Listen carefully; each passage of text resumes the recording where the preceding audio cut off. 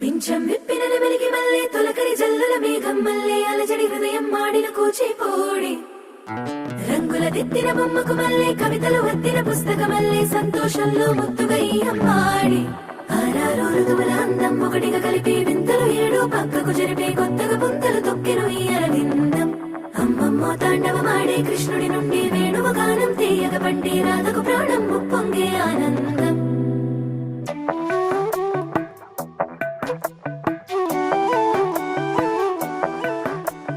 మధురము కదా ప్రతొక నడక